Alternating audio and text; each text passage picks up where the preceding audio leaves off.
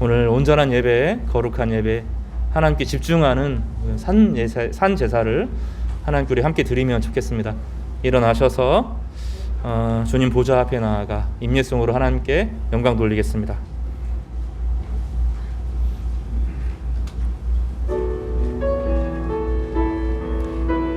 주님 보좌 앞에 나아가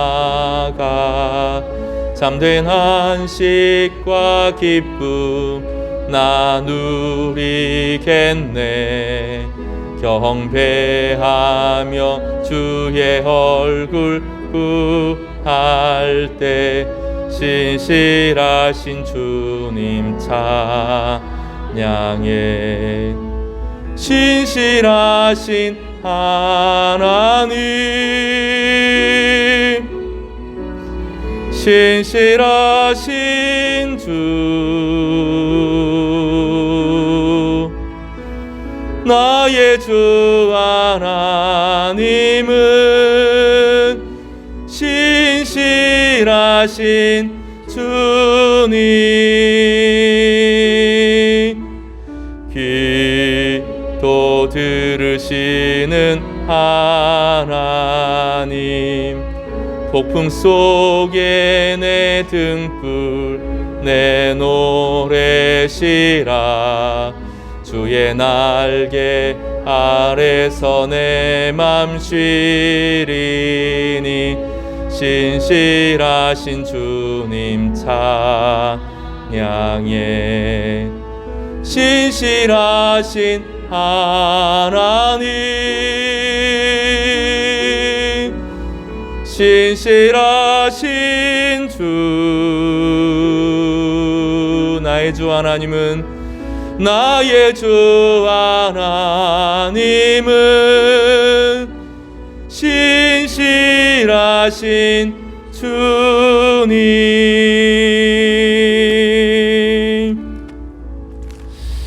예배하는 자는 영과 진리로 예배할지니라. 아멘.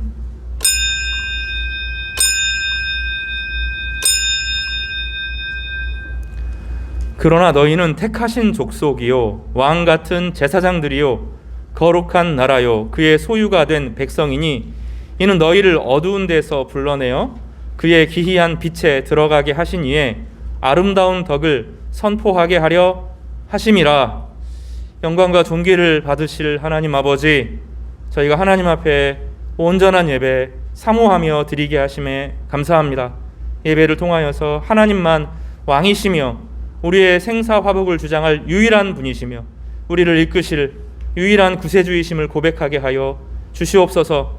우리 마음에 두렵고 염려스럽게 만드는 수많은 우상과 탐욕들이 벗겨지게 하여 주시고, 그리하여서 온전한 예배자로 하나님 앞에 설 때 하나님과 독대하는 즐거움을 누리게 하여 주시고, 주님의 보좌 앞에서 하나님의 환영과 환대를 경험하고 하나님이 주시는 생명을 누리는 귀한 예배가 되게 하여 주시옵소서.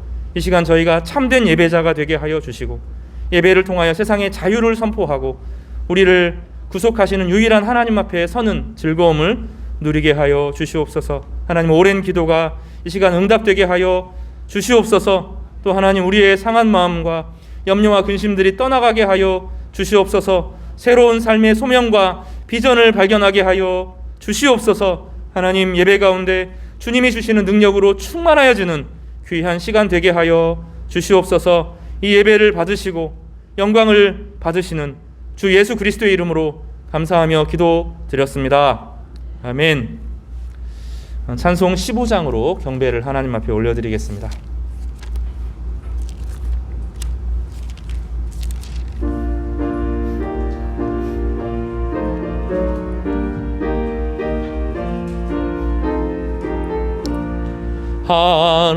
하나님의 크신 사랑 하늘에서 내리사 우리 맘에 항상 계셔 온전하게 하소서. 우리 주는 자비하사 사랑 무한하시니 두려워서 떠는 자를 구원하여 주소서. 걱정 근심 많은 자를 성령 감화하시며 복과 은혜 사랑받아 평안하게 하소서. 처음과 끝이 되신 주님 항상 인도하셔서 마귀 유혹 받는 것을 속히 끊게 하소서. 전능하신 아버지여 주의 능력 주시고 우리 맘에 임하셔서 떠나가지 마소서. 주께 영광 항상 돌려 천사처럼 섬기며 주의 사랑 영영토록 찬송하게 하소서. 우리들이 거듭나서 흠이 없게 하시고 주의 크신 구원받아 온전하게 하소서. 영광에서 영광으로 천국까지 이르러 크신 사랑 감격하여 경배하게 하소서. 아멘. 교동문은 산문 시편 4편입니다.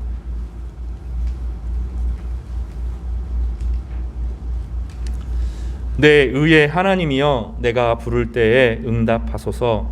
곤란 중에 나를 너그럽게 하셨사오니 인생들아 어느 때까지 나의 영광을 바꾸어 욕되게 하며 여호와께서 자기를 위하여 경건한 자를 택하신 줄 너희가 알지어다. 너희는 떨며 범죄하지 말지어다. 자리에 누워 심중에 말하고 잠잠할지어다.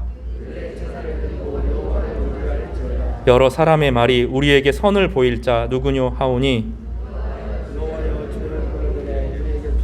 주께서 내 마음에 두신 기쁨은 내가 평안히 눕고 자기도 하리니 오직 여호와이시니이다. 아멘. 사도신경으로 신앙 고백하겠습니다. 전능하사 천지를 만드신 하나님 아버지를 내가 믿사오며 그 외아들 우리 주 예수 그리스도를 믿사오니 이는 성령으로 잉태하사 동정녀 마리아에게 나시고 본디오 빌라도에게 고난을 받으사 십자가에 못 박혀 죽으시고 장사한 지 사흘 만에 죽은 자 가운데서 다시 살아나시며 하늘에 오르사 전능하신 하나님 우편에 앉아 계시다가 저리로서 산자와 죽은 자를 심판하러 오시리라. 성령을 믿사오며 거룩한 공회와 성도가 서로 교통하는 것과 죄를 사하여 주시는 것과 몸이 다시 사는 것과 영원히 사는 것을 믿사옵나이다. 아멘. 우리 앉으셔서 우리 예수 그리스도의 구속을 높여드리겠습니다. 154장 찬송 드리겠습니다.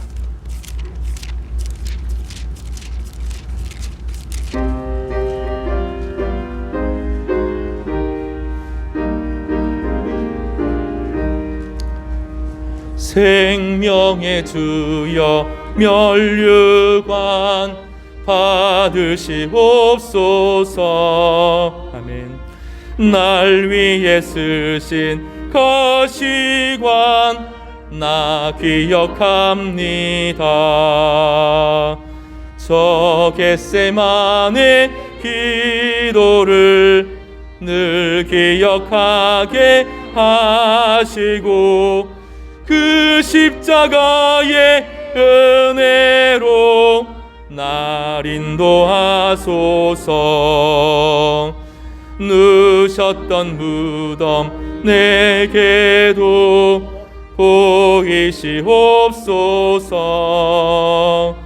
잠드신 동안 천사가 굳게 지키었네.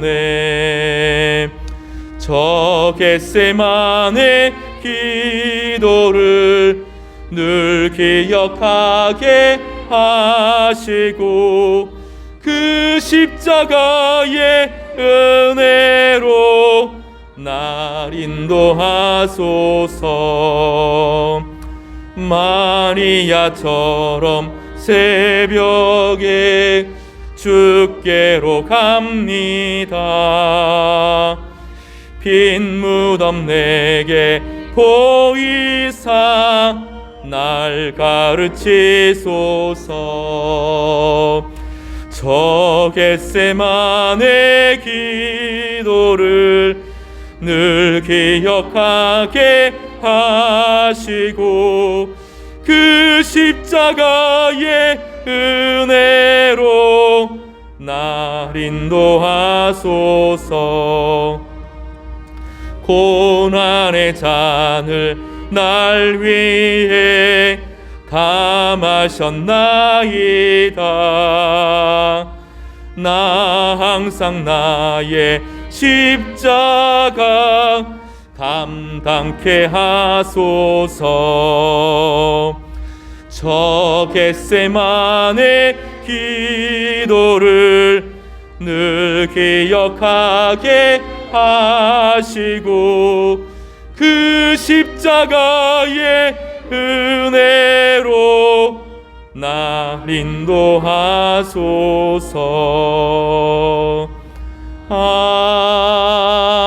아멘.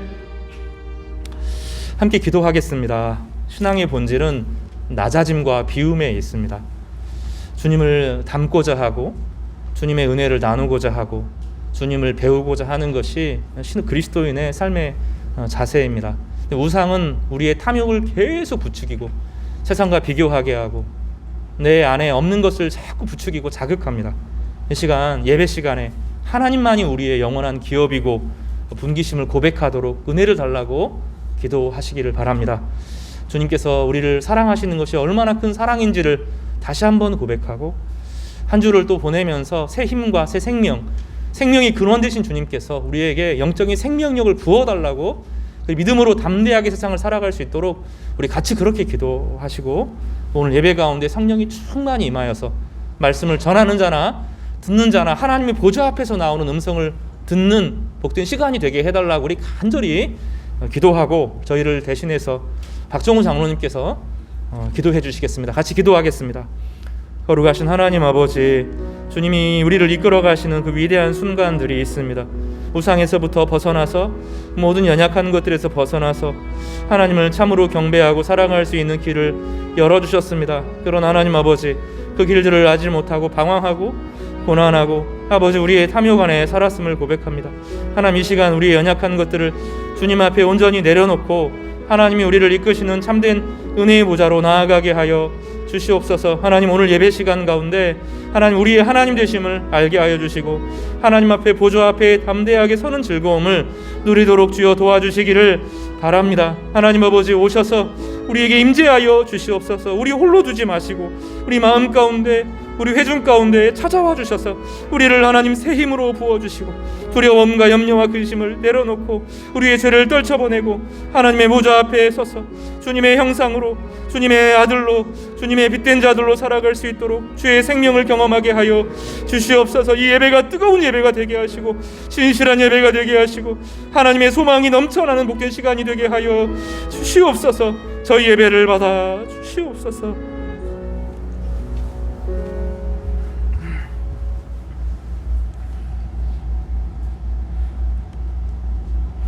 사랑과 은혜가 풍성하신 하나님 아버지, 우주 만물을 창조하시고 운행하시는 하나님을 우리의 구주로 삼고 또 우리가 죄로 인하여 죽을 수밖에 없지만은 십자가의 공로로 우리를 모든 죄 가운데서 사하여 주신 하나님의 크고 놀라운 사랑과 은혜에 진심으로 감사드리옵나이다. 사랑의 하나님 아버지, 이 시간에도 주님 앞에 나와 있는 모든 주의 자녀들 하나님의 강한 손과 편팔로 하나님 붙들어 주시옵고 날마다 주의 눈동자로 지켜주시옵소서. 사랑의 하나님 아버지, 너는 어찌하여 낙심하며 어찌하여 불안해야 하는고? 내 하나님께 소망을 두라. 그가 나타나 도우심으로 말미암아 내 하나님을 여전히 찬송하리로다.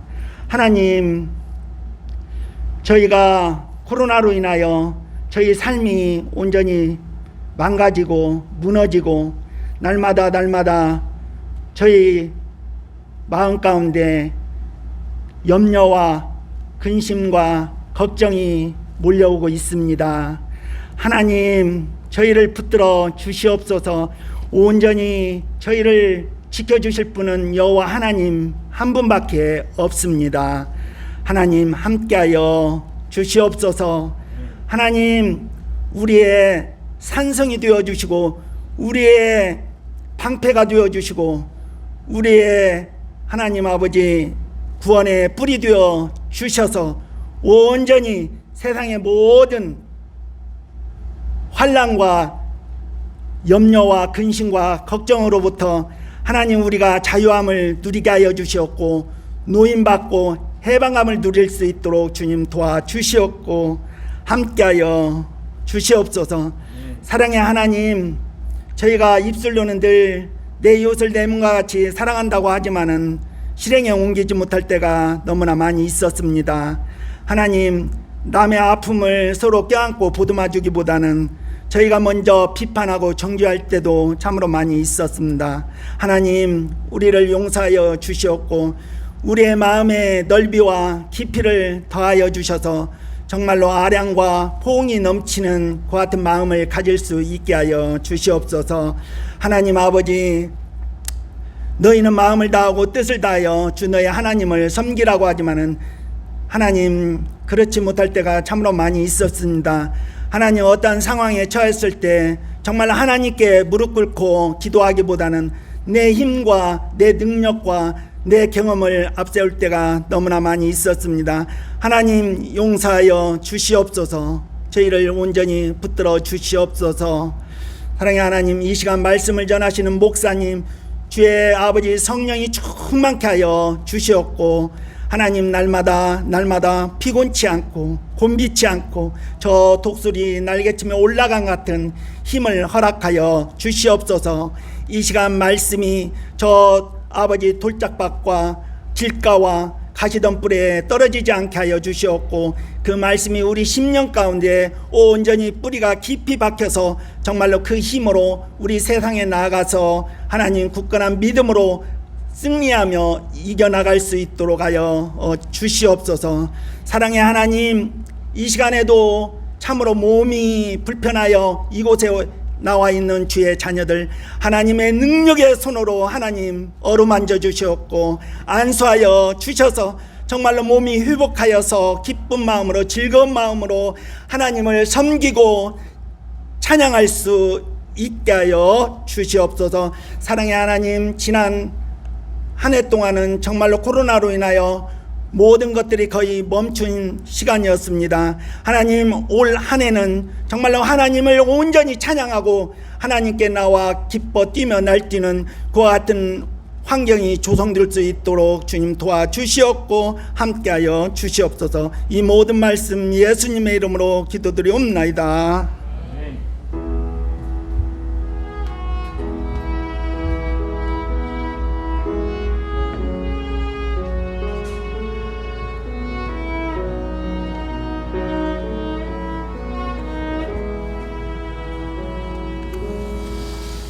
네, 하나님 말씀 두 곳만 좀 읽겠습니다. 주보에 오늘의 말씀 칸에 나와 있는데 누가복음 4장 18절 한 절과 민수기 25장 11절에서 13절까지를 읽겠습니다. 찾으셨으면 우리 한 목소리로 읽도록 하겠습니다. 주보를 참고하시기를 바랍니다. 누가복음 18장 4장 18절을 먼저 읽겠습니다. 주의 성령이 시작. 주의 성령이 내게 임하셨으니 이는 가난한 자에게 복음을 전하게 하시려고 내게 기름을 부으시고 나를 보내사 포로된 자에게 자유를 눈먼 자에게 다시 보게 함을 전파하며 눌린 자를 자유롭게 하고. 민수기 말씀 읽겠습니다.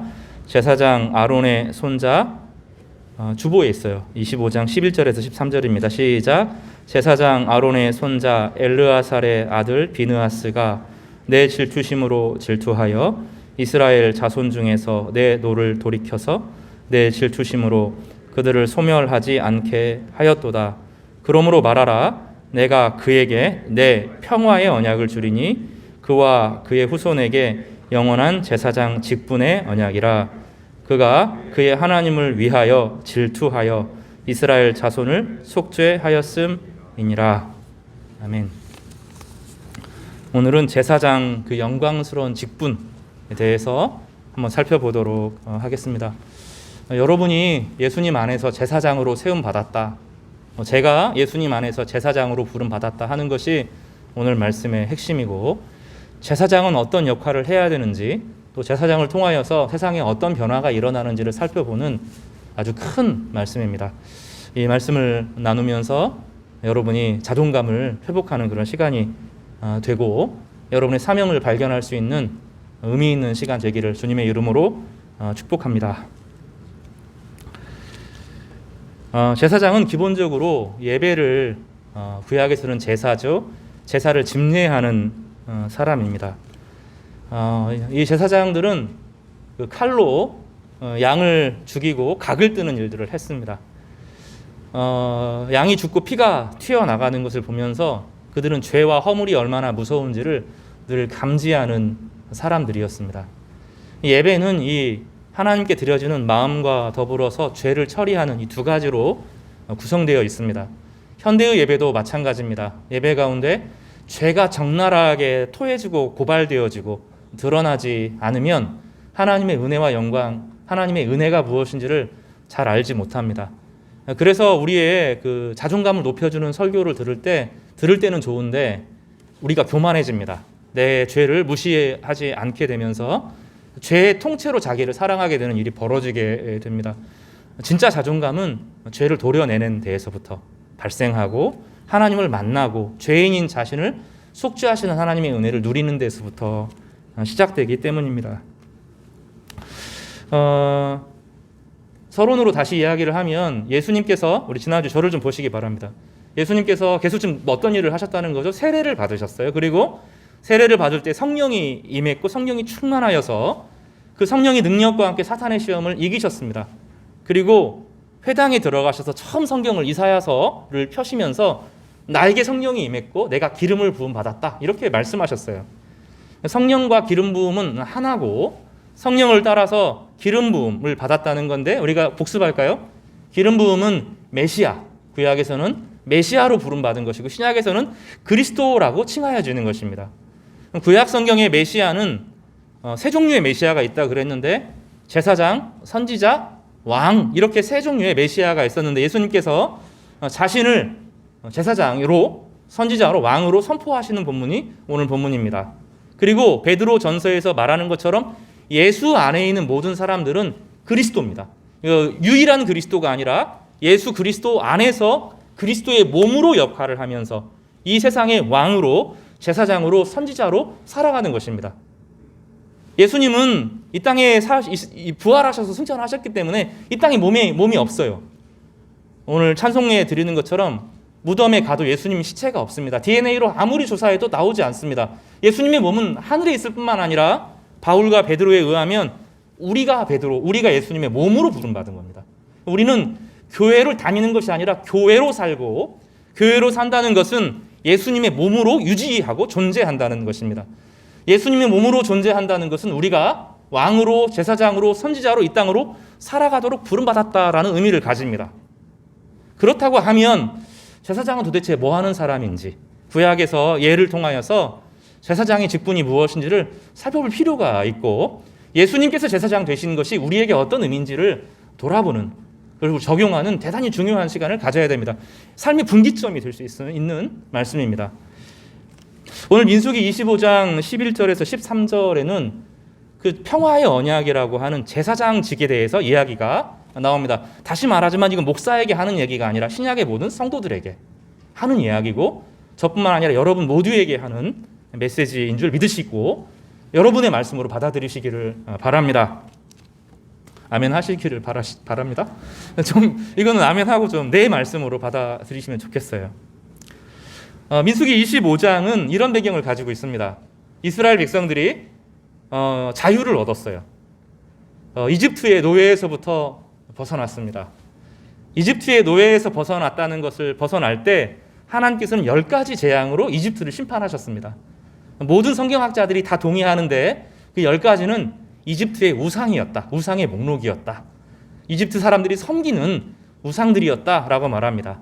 근데 마지막에 가면 재앙이 2가지가 겹치는데, 하나는 흑암이 깃들고, 흑암이라고 말하는 게 그냥 불 꺼는 정도가 아닙니다. 정말로 앞을 볼 수 없는 이런 암흑도 종류가 여러 가지가 있어요.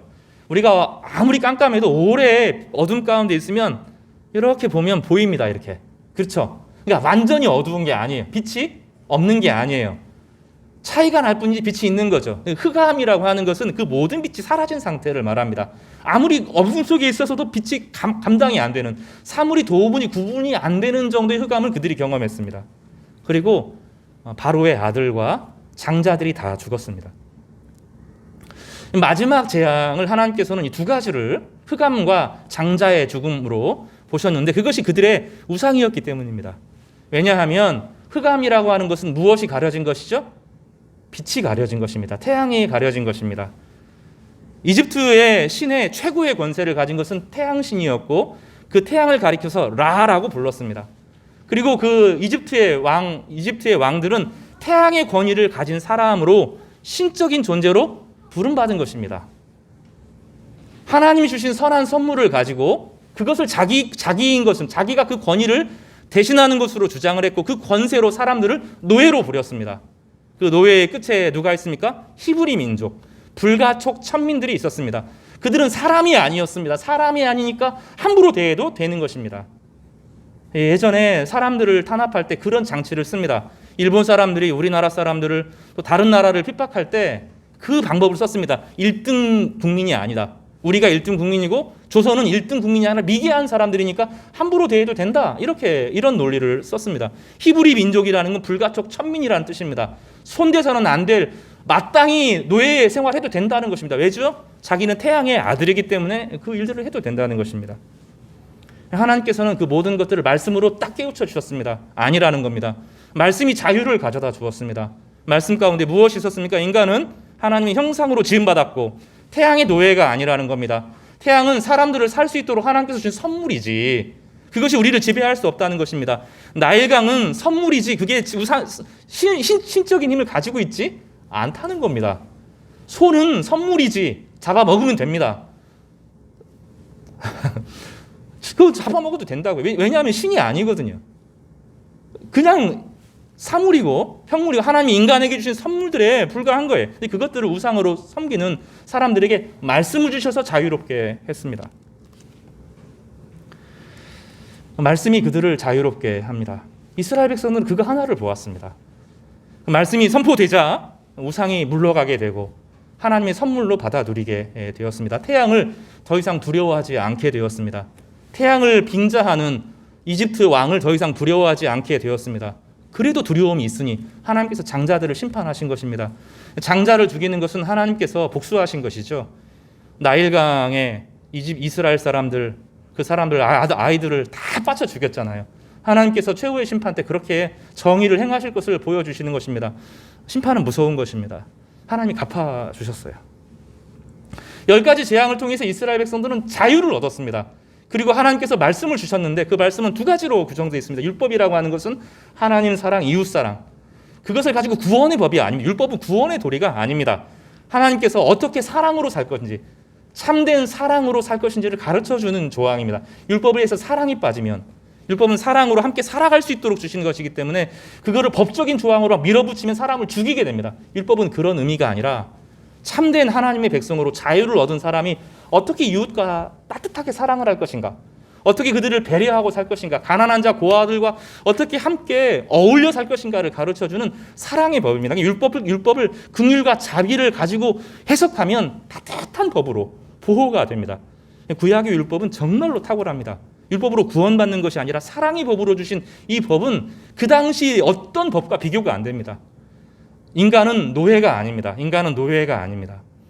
인간은 하나님이 우리를 온 우주를 대신 책임지도록 하나님의 형상을 따라 지음 받도록 만들었다는 것이 이 위대한 말씀의 가치입니다. 말씀은 우리에게 참된 자유를 줍니다. 이스라엘 백성들은 너무 흥분했고 좋았고 감사했어요. 그리고 광야 생활을 즐겁게 잘했습니다. 가라면 가고 멈추라면 멈추고 배고프면 만나를 주시고 또 메추라기를 주시고 하나님께 기도하면 다 주셨어요. 우리가 광야 생활을 하잖아요. 코로나도 광야 생활인데 미래 너무 두려워하지 마십시오. 하나님께서 필요하면 주실 겁니다. 때에 따라서 만나도 주시고 메추라기도 주시고 반석에 물을 깨트려 주셔서 살게 하실 거예요. 통과하게 하실 거예요. 중요한 것은 이 통과하는 시간에 하나님과 같이 허니문, 이 광야 생활은 허니문이에요. 고난이지만 어려움이지만 하나님과 신혼여행을 보내는 것처럼 감미롭고 간절한, 아주 하나님과 가깝게 보낼 수 있는 아주 특별한 시간입니다. 이스라엘 백성들은 그걸 했어요. 그 위험한 광야를 하나님과 동행하면서 이겨내기 시작했습니다. 다 이겼어요. 근데 마지막에 딱 걸립니다. 모압의 평지에 딱 도착했는데 이 모압의 평지에 하나님께서 거기 싸우지 마라 그랬어요. 그래서 이스라엘 백성으로 싸울 생각이 전혀 없었어요. 저 이쪽으로 돌아가려고 했는데 모압 왕이 저거 한번 붙고 싶은 겁니다. 발락이라는 왕이 발람 선지자를 이용해서 저주의 작전을 쓰는데 이 용한 선지자가 못합니다. 저주를 못합니다. 말이 막 바뀌면서 저주를 퍼부으려고, 돈 받았으니까 저주를 해야 되는데 막 저주를 퍼부으려고 하는데 입이 그 말을 못 담아요. 왜냐하면 그 안에 성령이 확 임하시면서 저 민족 안에서 예수 그리스도가 나오는데 예수 그리스도는 만왕의 왕 천하의 주라는 거예요. 그분을 저주할 수 없다는 거죠. 감히 그 선지자 정도 용하다고 능력 있는 사람이 안 된다는 겁니다. 그래서 그 말이 멈추고 이스라엘 백성들 막 축복하는 일이 벌어집니다. 발락이 절망했어요. 어떻게 하면 저 이스라엘을 망하게 할 것인가 고민을 하다가 미인계를 쓰게 된 겁니다. 이스라엘 백성들 참 경건하게 믿음으로 잘 살았잖아요. 이제 좀 쉬어도 되잖아요. 이제 그만큼 긴장했으면 막판까지 왔는데 이제 좀 누려도 되잖아요. 이런 마음을 딱 부추기는 것입니다. 그래서 여인들을 쫙 아름다운 여인들을 쫙 데리고 와서 그들을 한 사람 두 사람씩 꼬셔서 천막에서 식사하자고 초대에 응하라고. 남자들이 많이 갔습니다. 가서 밥도 먹고, 이게 하루 이틀이 아니라 모압에서 되게 오래 머물렀기 때문에 밥도 먹고 차도 마시고 술도 마시고 춤도 추고 막 그런 일을 했어요. 음란하기도 하고. 그러다가 모압 여자들이 딱 절을 하는 겁니다. 우상에게 딱 절을 하는 거예요. 그때 이스라엘 백성들이 절을 하게 된 겁니다. 우상에서 빠져나왔는데 다시 우상으로 돌아가는 겁니다. 자유를 얻었는데 다시 탐욕의 노예가 되고 신이 아닌 것들에게 절하게 되는 이 비극이 벌어지게 되는 것입니다. 하나님은 자유롭게 하기 위해서 자유를 주셨는데 그 자유를 가지고 음란과 더러움에 탐욕의 노예가 되어서 살아가는 것입니다. 그때 비느하스라는 사람이 등장합니다. 그리고 하나님에 대한 질투심, 하나님의 은혜가 이렇게 큰데 하나님이 우리를 도대체 어떤 큰 자유를 주셨는데 이 우상에게 절을 하는 사람들에게 너무너무 분했어요. 화가 났어요. 그리고 가슴이 애렸어요. 그래서 자기 동족 같이 평생을 살아오고 이집트에서 같이 고생하고 이집트 그 광야에서 같이 생활했던 그 형제를 향하여서 창을 들고 가슴 아프게 찍어내는 그런 비극을 경험하게 됩니다. 가슴 아픈 이야기이죠. 하나님은 제사장이 바로 그런 사람이다 이렇게 말해주시고 평화의 언약을 맺습니다. 제사장은 두 가지 특징을 가집니다. 하나님이 어떤 분인지를 알아서 참되게 예배하는 사람입니다. 제사장은 다른 것은 몰라도 온 우주에 신은 딱 하나밖에 없고 우리의 운명을 결정할 분은 딱 그분 한 분밖에 없다는 것을 아는 감각을 가진 사람들입니다. 예배할 때 그동안 신이라고 섬겼던 모든 권세들이 떠나가게 되고 참된 자유를 경험하게 됩니다. 예배를 드리는데 여전히 돈이 내 인생을 좌지우지한다라고 생각하면 그 사람은 아직 돈에 매여 있는 것입니다. 여전히 그 열등감에 막 시들리는 사람은 다른 사람과 비교가 돼 인생을 행복하게 할 것이라고 착각하는 것입니다. 비교의식의 우상에 사로잡혀 있는 것입니다. 미래가 너무 두려운 것은 미래라고 하는 우상에 사로잡혀 있는 것입니다. 아직 오지 않은 겁니다. 그거는. 그 미래라고 지금 내가 생각하는 미래가 나를 결정하는 것이 아닙니다. 예배한다는 것은 하나님 한 분만이 나의 왕이시고 그분이 내 인생을 결정한다는 것을 고백하는 것입니다. 그것이 예배자의 기본적인 태도입니다. 기도할 때 자유해집니다.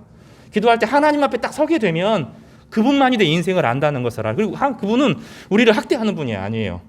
그분은 우리를 함부로 대하는 분이 아니에요. 그분을 우리를 참 존중하십니다. 놀라운 것은 하나님 앞에 자기를 낮출수록 하나님은 우리에게 빛을 더하셔서 그 사람을 존귀하게 만들어주시는 특징을 가집니다. 그러나 내가 높아지려고 하고 내가 나의 욕심과 목표를 향하여 달려가게 되면 그 사람은 자유를 잃어버립니다. 많은 사람들이 자유를 내가 하고 싶은 것을 내 마음대로 한다는 것을 자유로 생각합니다. 궁극적으로는 그렇게 돼야 되겠죠. 자유는 다른 사람의 영향을 받지 않고 내가 스스로 결정해서 행동을 하는 것이고 책임을 지는 것이 자유입니다. 그런데 모든 학자들이 다 동의합니다. 사회학자들, 기독교 학자들뿐만 아니라 기독교 학자들은 말할 것도 없고 사회학자들, 철학자들, 심리학자들 다 말합니다. 자기가 자유라고 내가 하고 싶은 것이라고 말하는데 사실은 세상이 그에게 유혹하는 것이다. 세상의 욕망이 그에게 투영된 것이다. 참된 자유는 그 누구도 갖지 못한다. 누군가가 그를 부추겼다는 거예요. 누군가가 그 마음 가운데 불씨를 집어넣었다는 거예요. 누군가가 그를 비교하게 만들었다는 거예요. 누군가가 그를 열등감 시달리게 만들었다는 거예요. 누군가가 세상이 비교의식으로 그를 막 쪄들게 만들었다는 거예요. 그래서 자유라고 말하는 순간 사실은 자기가 원하는 것을 하는 것이 아니라 누군가의 욕망이 들어온 것이다. 부모님의 욕망, 친구들의 욕망, 세상이 주는 선전의 욕망, 비교의 의식의 욕망이 그를 지배하는 것이라고 말합니다. 그래서 그 모든 것들은 우상이라고 말합니다. 오히려 반대로 성경은 진리가 우리를 자유케 한다고 말합니다. 진리를 듣는 순간 나는 하나님 앞에 서 있고 하나님은 나의 모든 것이고 하나님은 나에게 모든 것을 주실 분이시고 가장 아름답고 빛내게 하실, 나를 아름답게 하실 분임을 알게 됩니다. 내 인생의 모든 시작과 끝이 하나님의 손안에 있다는 것을 알게 됩니다. 그리고 그분은 우리 기도를 들으시는 분이십니다. 우리와 사귀시고 우리와 교제하는 분이시고 우리의 가장 선한 것이 무엇인지를 알아주는 분입니다. 그분이야말로 우리를 진정으로 알아주는 분입니다. 진짜 자유는 말씀 안에 있습니다.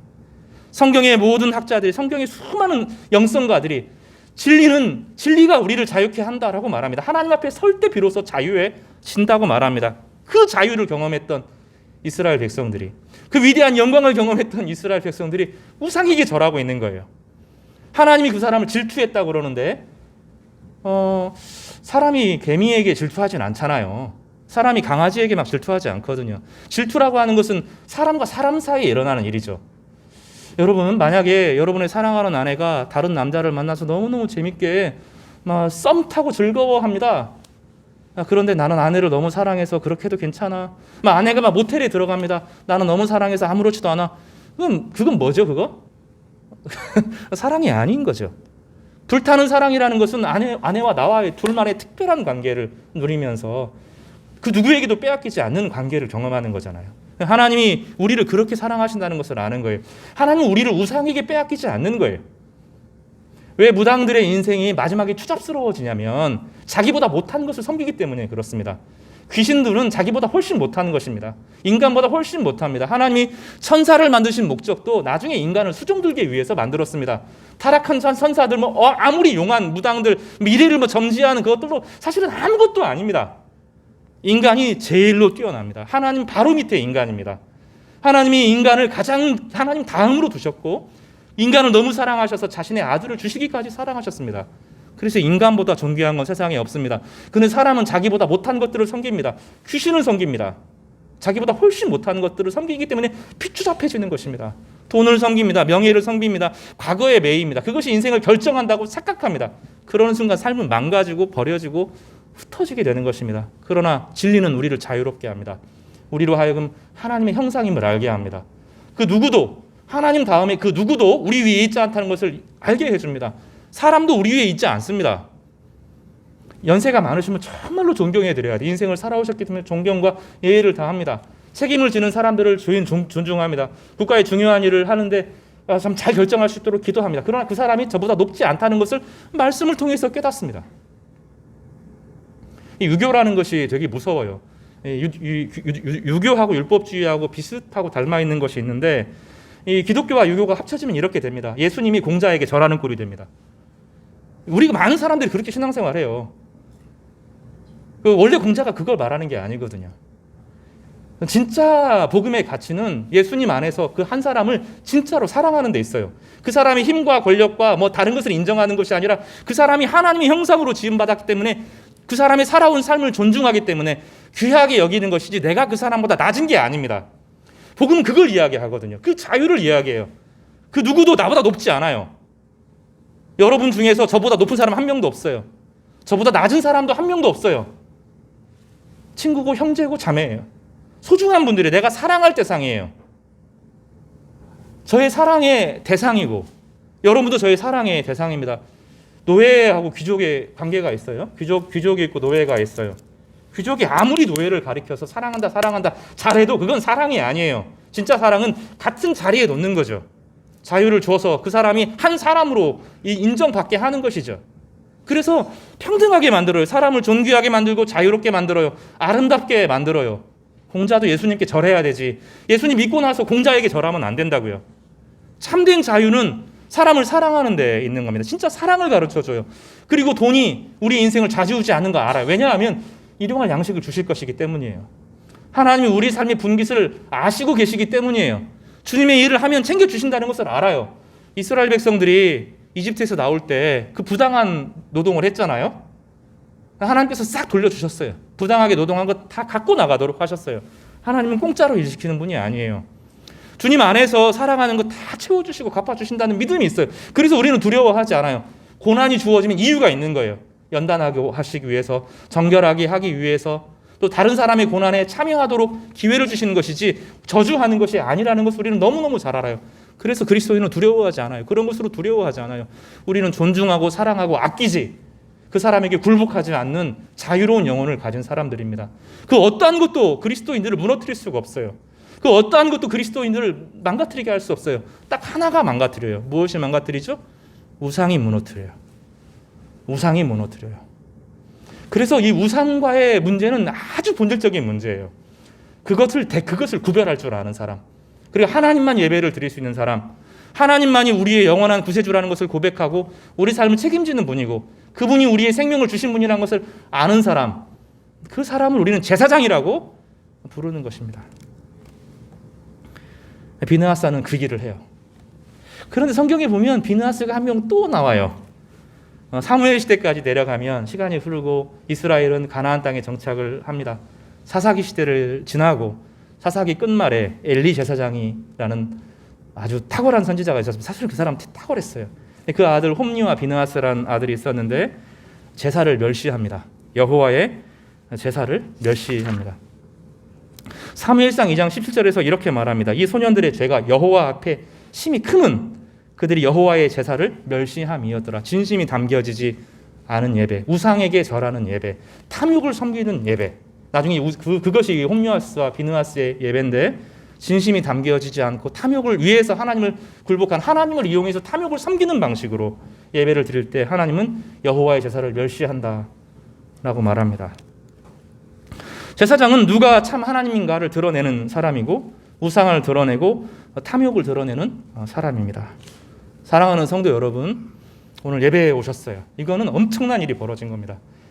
그냥 와 있는 게 아니에요. 예배를 드릴 때 우리는 그거 고백하는 거예요. 다른 거 고백하는 게 아니라 하나님만이 우리의 왕이시고 하나님 우리를 창조하셨고 우리를 이끄시고 우리를 하나님의 영원한 품 가운데 교제하게 하신다는 것을 믿는 거예요. 그럼 그런 성을 되시기를 주님의 이름으로 간절히 축복합니다. 여러분 예배할 때 자유해집니다. 하나님 말씀이 여러분을 자유롭게 할 겁니다. 그렇다고 여러분 불교 가가지고 불태우고 그러지 마세요. 큰일 납니다. 지금은 그런 시대가 아니죠. 왜냐하면 히브리서 5장 7절에서 9절에 이런 말씀이 있기 때문입니다. 주보에 나오는 말씀이죠. 그가 육체에 계실 때 자기를 죽음에서 능히 구원하실 이에게 심한 통곡과 눈물로 간구와 소원을 올렸고 그의 경건하심으로 말미암아 들으심을 얻었느니라. 그가 아들이시면서도 받으신 고난으로 순종함을 배워서 온전하게 되셨은즉 자기에게 순종하는 모든 자에게 영원한 구원의 근원이 되시고, 이렇게 말씀하세요. 예수님은 이 땅에 오시면서 우상으로부터 모든 것을 단절하시고 사람들의 죄를 원래 사람들이 죄가 했으면 어린 양이나 소나 여기에 씌워서 각을 뜨고 죽여서 바쳐야 되는데 예수님이 그 모든 죄를 떠안으셨다는 거죠. 예수님은 이 본문이 간단하지가 않아요. 왜냐하면 예수님은 생명이 근원이다라는 말이 성경에 여러 번 나오는데 모든 생명이 그 안에 넘쳐서 아무리 죽이려고 해도 죽일 수 없는 분이에요. 태양의 빛이 꺼지지 않는 이유는 그 안에 예수님의 생명이 있기 때문이에요.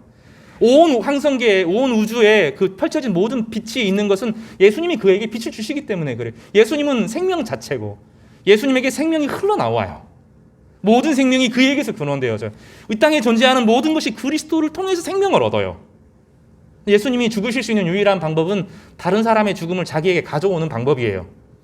다른 사람의 죽음을 다 가져온 거예요. 우리들이 가질 죽음을, 우리들이 죄로 인해서 죽어야 될 모든 죽음들을 주님께서 다 가져오신 거예요. 죄를 짊어지실 뿐만 아니라 인간의 모든 죽음을 가져오셔서 거기서 죽으실 수 있었던 거예요. 그래서 예수님이 죽을 때 생명에 속한 모든 것들이 딱 빛이 끝났다고 하는 것은 다시 그때도 테네브레 엄청난 흑암이 임하는데 그것은 모든 생명의 근원이 예수님에게서 나온다는 것을 온 우주가 증명한 엄청난 사건이 벌어지는 것입니다. 예수님은 그 죄의 문제에 있어서 죄를 명확히 분별할 뿐만 아니라 인간의 탐욕을 구분할 뿐만 아니라 그 인간의 모든 죽음을 자신에게 가져와요. 자신에게. 그리고 단번에 자신이 제물이 되고 제사장이 되어서 단 한 번의 영원한 제사를 드립니다. 그리고 예수님 안에서 영원한 생명이 흘러나와요.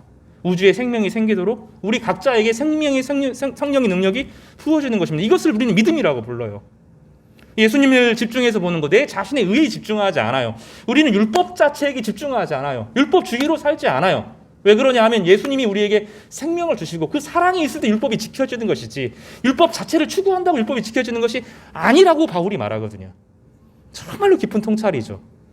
예수님과 깊은 교제를 나누고 그리스도를 바라보고 그리스도를 묵상하고 그리스도와 교제할 때 우리 안에 이 생명이 흘러 들어오는데 어떻게 되는 것이죠? 예수 그리스도의 영원한 단 한 번에 드려진 제사로 하늘에서 데려오기 때문입니다. 우리는 책임을 져야 될 필요가 있어요. 여러 부분에서 책임을 지고 살아갑니다. 그러나 궁극적으로 그 모든 것을 책임지고 해결하실 분은 하나님이신 것을 우리는 믿어요. 주님께서 그렇게 평화를 주셔야 되는 거예요. 오늘 민수기에서 뭐라고 말하냐면 민수기 25장 11절에서 13절에 보면 내가 그에게 내 평화의 언약을 줄 것이다 그렇게 말했어요. 그러니까 제사장이 온전하게 예배를 드리는 게 간단한 일이 아니라는 거예요. 하나님과 인간 사이의 평화를 제사장을 통해서 주신다는 거예요. 이 예배를 드린다는 것은 그래서 예배를 드린다, 예배자로 모인다라고 하는 것은 온 만물을 대신해서 대표해서 여기 서 있는 거예요. 우리가 예배 드릴 때 태양과 함께 예배 드려요. 우리가 예배 드릴 때 달과 함께 예배 드려요. 우리가 예배 드릴 때 겨울의 바람과 함께 예배 드려요. 우리가 예배 드릴 때 꽃들과 함께 그 씨앗들이 기다리는 그 생명의 능력을 가지고 예배를 드리는 거예요. 우리 예배 드릴 때 그 모든 자연 만물과 하나가 되어져요. 우리가 분리되어 있거든, 자연과. 왜 분리되죠?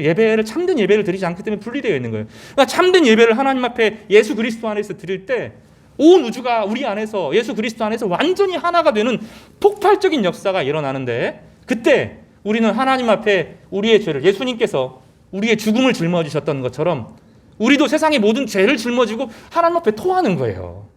그것을 우리는 예배라고 불러요. 그것을 영적인 제사장이라고 부르는 거예요.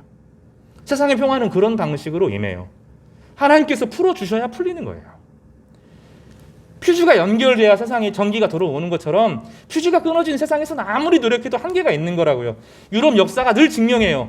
부흥이 일어나고 사회복지가 시작되고요. 부흥이 일어나고 인권 문제가 해결되고 하나님의 말씀이 교회 안에 충만하게 임하고 나서야 그 문제들이 서서히 해결되어져요. 그렇지 않은 혁명들은 사람을 죽이는 방법밖에 안 됐다는 것이 유럽의 역사라고요.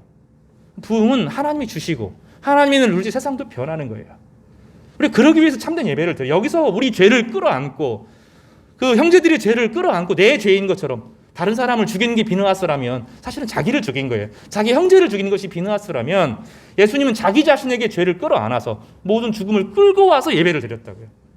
단 한 번에 드려지는 제사로 하나님과 인간 사이에 평화가 온 것입니다. 세상에 왜 평화가 오지 않느냐? 우리가 그리스도의 몸으로 제사장으로 안 살아서 그래요.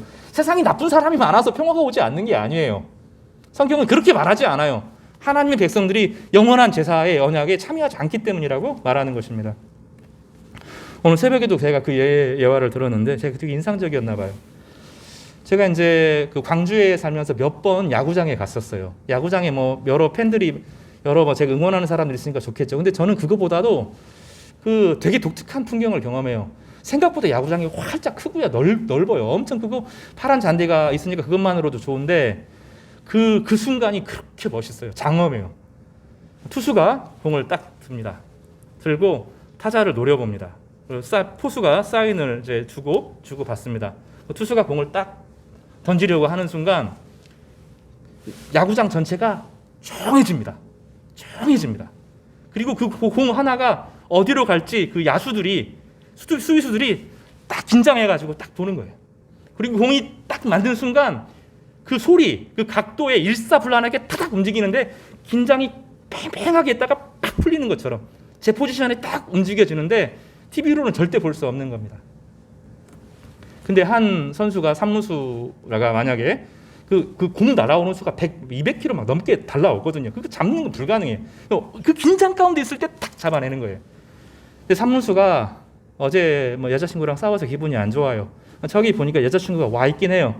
그러니까 그 순간에 그거 바라보고 있으면 경기 지는 거예요. 속으로 마음속에 감독이랑 싸웠어요. 오늘 경기 감독이 졌으면 좋겠어요. 그래서 일부러 안 잡아요. 아니면 돈을 받았어요. 그래서 거래를 해서 일부러 실수를 해요. 그러면 게임이 무너지는 거죠. 제사장으로 산다는 것은 그렇게 하면 안 된다는 거예요. 우리는 경기장이 부름받은 사람들이에요. 여러분 관중 하나도 아니에요. 신앙생활 한다는 것은 관중으로 산다는 게 아니에요. 하나님 나라의 몸으로 사는 거예요. 여러분은 몸으로 불렀지 관객으로 부른 게 아니에요. 근데 나는 아니라는 거예요. 나는. 그래서 내가 지금 집중해야 될 것을 책임을 안 지면서 경기를 지고서 탓하는 거예요. 감독 탓하고 세상 탓하는 거죠. 많은 그리스도인들이 그렇게 살아요. 세상이 왜 이렇게 약한지, 세상이 왜 이렇게 병들었는지 다른 사람 탓하는 거죠. 내가 해야 될 제사장의 사명이 있다고요. 영원한 평화의 언약, 하나님 백성이 제사장으로 그 은혜와 감격을 알아서 하나님이 나에게 주시는 그 자유를 알아서 살아가는 동안 평화의 언약이 지켜지면서 하나님이 풀어주시거든요. 하나씩 풀어주시거든요. 뭐 어느 교회에서 무슨 파장 나눠주면서 그거 가지고 있어야 감기 안 걸린다고. 말이 안 되는 부적이잖아요. 부적 그거. 어떻게 최고의 우리나라 가장 큰 교회 목회자가 그런 얘기를 할 수 있냐고요. 말이 안 되는. 그게 아니라 우리가 온전한 예배를 드릴 때 진짜 하나님 앞에 마음과 뜻과 정성을 다해서 하나님만 왕이시고 나는 자유한 사람이고 세상의 모든 죄악을 끌어안고 같이 아파하는 마음으로 비느하스의 심정을 가지고 예수님의 심정을 가지고 함께 기도할 때 하나님은 풀어주시는 거예요. 평화의 언약을 주시는 것입니다. 그래서 제사장은 예배와 관계가 있고 하나님과 관계가 있고 우상과 관계가 있고 죄를 예민하게 다루는 사람입니다. 말씀 정리하겠습니다. 예수님은 제사장의 세 가지 특징을 보여주셨어요. 예수님은 기름 부음 받은 자의 세 가지 특징을 보여주셨습니다. 누가복음에서는 예수님께서 기름을 부음 받으셔서 영원한 제사장이심을 우리 가운데 선포하셨습니다. 그리고 우리가 예수님 안에서 제사장임을 가르쳐 주셨습니다. 민수기는 제사장직의 성격을 우리에게 보여주는데 하나님을 사랑하는 한 사람이 이스라엘 백성 가운데 임한 죄로 인한 하나님의 심판을 제거하기 위해서 가슴 아픈 자신의 사랑하는 형제와 맞서는 것, 하나님을 더 뜨겁게 질투하는 마음으로 사랑하는 것, 이것을 우리는 제사장, 영원한 제사장이라고 부릅니다. 그러나 예수님은 다른 타인을 죽이는 방식이 아니라 자기 자신을 제물 삼으셔서 십자가에 죽으셨습니다. 그분의 특이점은 그분이 영원한 제사장이시자 영원한 제물이 되셔서 우리와 하나님 사이에 영원한 평화를 주셨다는 것입니다. 우리는 그리스도의 몸으로 살아갑니다. 우리는 그리스도의 몸입니다. 몸으로 살아가면서 죄를 끌어안고 하나님 앞에 참되게 예배를 드리며 하나님만이 우리의 인생을 결정하실 수 있는 유일한 분이라고 참된 자유를 선포할 때 하나님은 우리를 통해서 세상의 평화를 이루어 주실 것입니다. 여러분은 각 가정의 제사장으로 부름받은 분입니다. 여러분은 각 직장의 제사장으로 보냄받은 사람들입니다. 그것이 가장 앞선 사명이 되시기를 바랍니다. 그럼 하나님께서 나머지 인생들을 여러분을 이끌어 가실 거라고 믿습니다. 오늘 팽팽한 긴장 가운데 야구 선수들처럼 여러분에게 주신 사명들 의미 있게 감당하는 성도님 되시기를 주님의 이름으로 축복합니다. 기도하겠습니다. 영광과 존귀를 받으실 하나님, 예수님께서 죽으심으로 우리에게 자유가 임했던 것처럼 하나님 아버지, 우리가 형제 자매를 끌어안고 죽음을 무릅쓰고 그 모든 죽음을 하나님 앞에 가지고 와서 아뢰을 때 예수님께서 우리에게 다시 생명을 주심으로 우리가 살아나게 하여 주시옵소서. 세상을 향하여 불평하는 것이 아니라 세상을 향하여 기도하게 하시고 직장을 위하여 기도하게 하시고 하나님의 은혜를 흘려보내게 하여 주시옵소서. 그러나 우리 역시 하나님 두렵습니다. 내 죄가 무섭고 여전히 우상에게 휘둘리고 또 정말 하나님께서 나와 함께 하실지 염려가 되고 근심이 됩니다. 예배 시간마다 성령을 부어주십시오. 우리가 주님을 알게 하시고 주님을 느끼게 하시고 주님이 우리에게 주신 소망을 품을 수 있도록 주여 역사하여 주시옵소서. 주님, 우리에게 예수 그리스도를 주셔서 감사하고 생명의 근원을 주셔서 감사합니다. 지치고 피곤하고 낭망할 때마다 주님 다시 예수님 안에서 새로운 힘을 얻을 수 있도록 축복하여 주시옵소서. 예수님의 복되신 이름으로 감사하며 기도드렸습니다. 아멘.